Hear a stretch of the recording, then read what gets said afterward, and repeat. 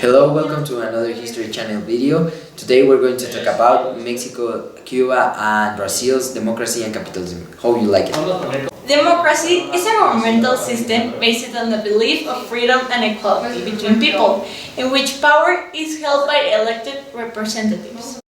Capitalism is an economic, political, and social system in which individual rights are recognized and property and business are privately owned and directed in order to benefit people as much as possible.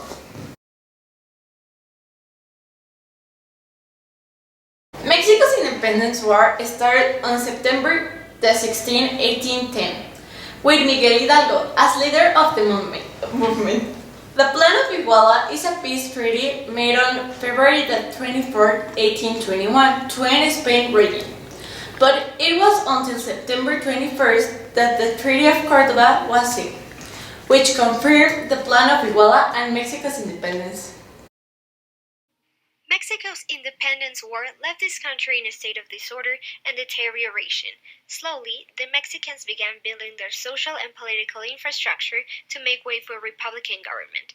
However, this process was interrupted by the U.S. invasion of Mexico in 1846. In the mid-1850s, important steps are taken in the democratic evolution, including a new constitution that separates church and state, which took effect until 1917. Under the leadership of the first Indian president of the Americas, Benito Juárez, Mexico drives the French out and founds a democratic republic that survives until his death in 1872. During the 19th century, Mexico showed an important economic development, but it also benefited foreign businessmen and their families, which were settled by Porfirio Díaz. This period that brought political and economic stability and progress back to Mexico was called Porfirian peace. As you can notice, Mexico reached capitalism on the era of Porfirio Díaz because he brought a lot of things of other countries like England, France, and United States, and the economy rise. But Mexican people didn't like that because they lived poorly and they barely survived. So all the progress stopped and it affected the economy in 1907 and 1908.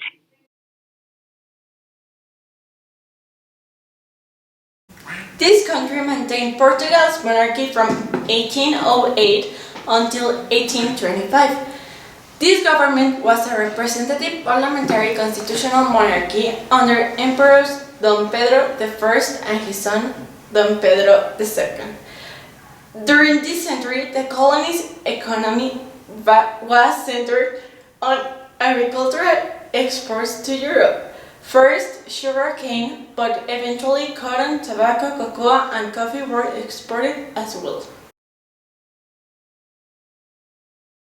This country didn't have any democratic movement during the 19th century because it was ruled by Spain from 1868 to 1898. Its economy was based on sugar production. This country's independence was highly influenced by Napoleon's invasion of Spain, America's independence, and the French Revolution.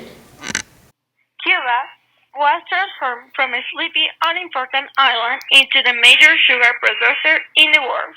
Slaves arrived in increasing numbers. Large states squeezed out smaller ones. Sugar supplanted tobacco, agriculture, and cattle as the main occupation. Prosperity replaced poverty, and specialization replaced neglect. These factors, especially the later two, delayed a move toward independence in the early 19th century. While most of Latin America was breaking with Spain, Cuba remained loyal. Thank you so much for watching. Don't forget to catch us in the next History Channel video. I love you! Eso está bien, es original.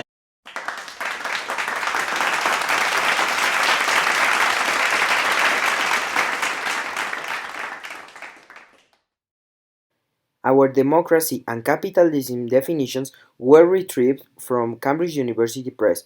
Also, we'll look into Historias de México Breves to see more about El Porfiriato. And we also learn in A+E Networks more about Mexico's, Brazil's, and Cuba's timeline. We thank History Channel for letting us use their logo.